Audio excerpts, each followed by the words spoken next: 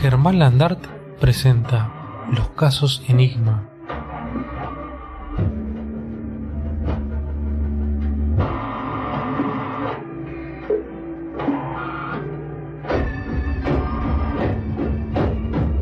Episodio 7. El paciente 47.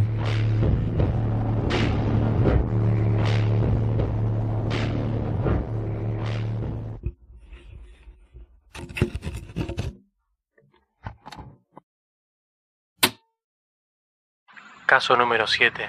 Martín Vargas. Declaración realizada por Martín Vargas el 2 de septiembre de 2024 con respecto a los hechos sucedidos en la ciudad de Rosario, Argentina. Registro de audio llevado a cabo por Alexandre Peralta, jefe de investigaciones de Enigma. Comienza la declaración. No sé por dónde empezar, pero si alguien encuentra esta grabación, quiero que sepan que no estoy loco. Lo que vi acá adentro, lo que pasó con el paciente 47, no se puede explicar racionalmente. Cuando llegué al Hospital Psiquiátrico Santa María, me asignaron la sección de internos peligrosos. No era mi primer trabajo en un lugar así, pero este tenía algo distinto, algo que no estaba en los informes.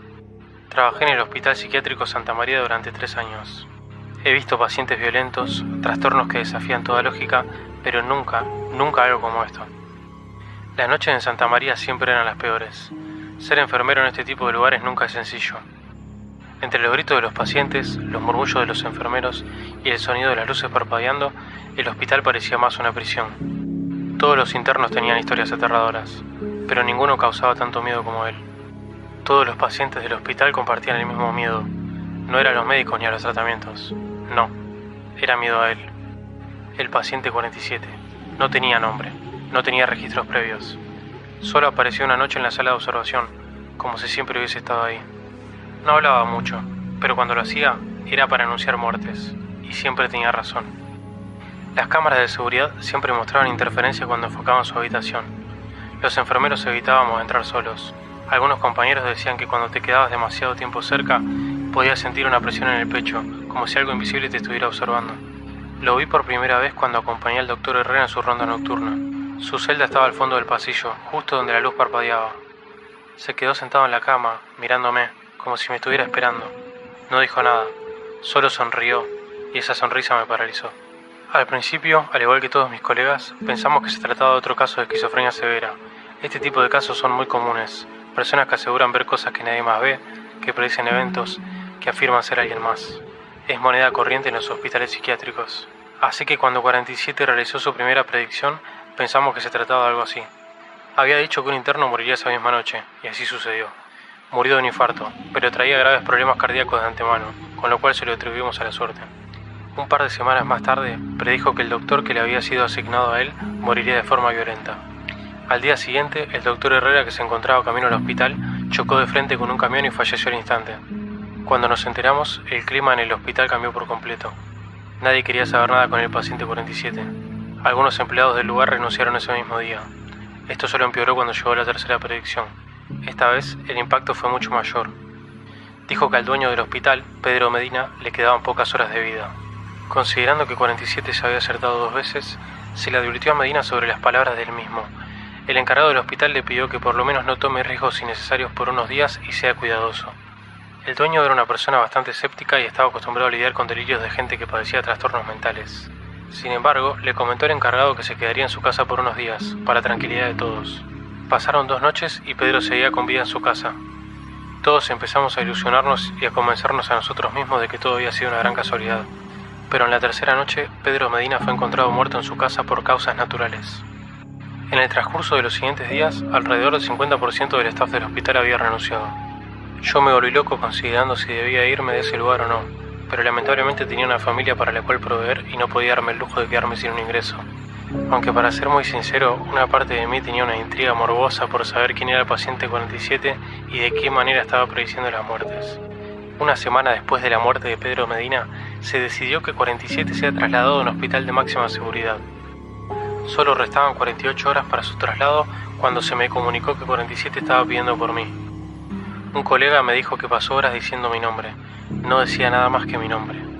Supongo que debido a la inquietante curiosidad que sentía, tomé la riesgosa decisión de intentar hablar con él. Sabía que simplemente podría haber intentado ignorarlo hasta que lo trasladaran, pero necesitaba conocer más acerca de él. Me acerqué lentamente hasta su cuarto. Al llegar, me miró con esos ojos vacíos y me dijo algo que no puedo olvidar. No deberías estar acá. Pero lo que realmente me hizo temblar fue lo que dijo después. Tu hermana aún llora por lo que hiciste. Mi sangre se heló.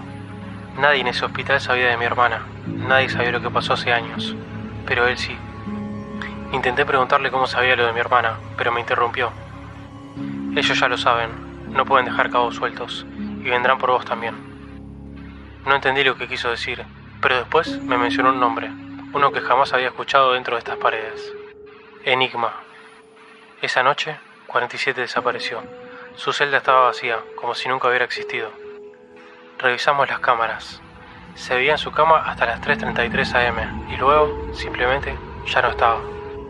Semanas después, escuché rumores. Apareció en otro hospital, en otra ciudad, y volvió a predecir muertes. Pero eso no es lo peor. Antes de desaparecer, 47 me dejó una última predicción. Un nombre. Gabriel Martínez. Si están escuchando esto, todavía hay tiempo. Fin de la declaración. Desde el momento en que escuchamos la grabación, no pudimos ignorar las implicaciones. ¿Quién era realmente el paciente 47? ¿Cómo desapareció sin dejar rastro? Comenzamos buscando registros en el Hospital Psiquiátrico Santa María, pero lo que encontramos fue inquietante. No había mención de un paciente 47 en ningún archivo oficial. No existían los registros médicos, ni en los informes de admisión, ni siquiera en las grabaciones de seguridad. Pero los testimonios de los empleados contaban otra historia. Muchos afirmaban recordar a un paciente con características similares. Un hombre de aproximadamente 40 años, de complexión delgada, con la mirada perdida y con un extraño don para anunciar muertes. Intentamos acceder a los registros internos del hospital, pero algo extraño sucedió. La base de datos mostró que alguien había eliminado la información de 47 minutos antes de nuestra búsqueda. Cuando intentamos recuperar los archivos, todo lo que obtuvimos fueron líneas de código corruptas y mensajes de error. Seguimos su rastro hasta otro hospital, a cientos de kilómetros de distancia. En este nuevo centro, las muertes predichas por 47 se habían repetido. Y luego, igual que antes, desapareció. Pero lo más escalofriante es que, cuando buscamos en los archivos más antiguos del psiquiátrico, encontramos un patrón. En diferentes hospitales, en distintos años, siempre había existido un paciente 47. Diferentes rostros, diferentes épocas, pero siempre con la misma historia.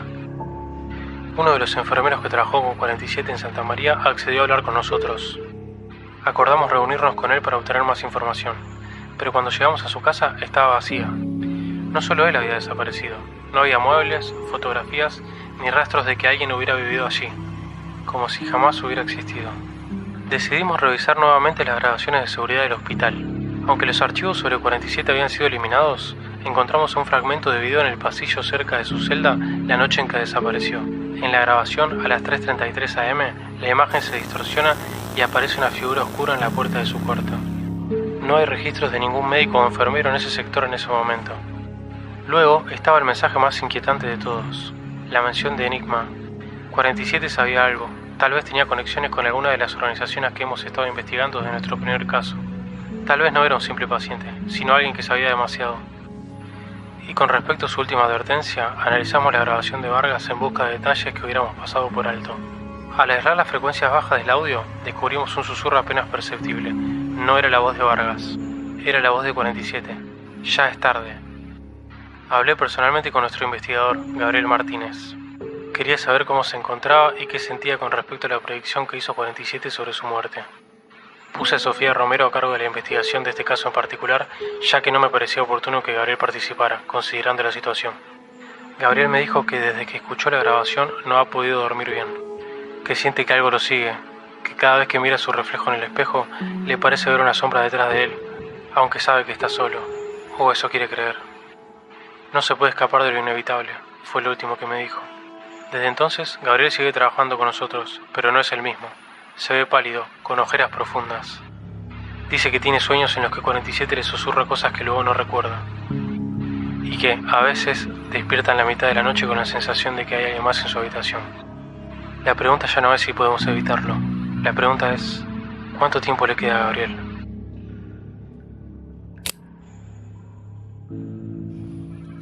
Esto fue Los Casos Enigma, donde el terror se convierte en verdad y las respuestas siempre esconden más preguntas. Si te animás, acompáñanos la próxima semana en un nuevo caso. Pero recordá, no todas las puertas deberían abrirse.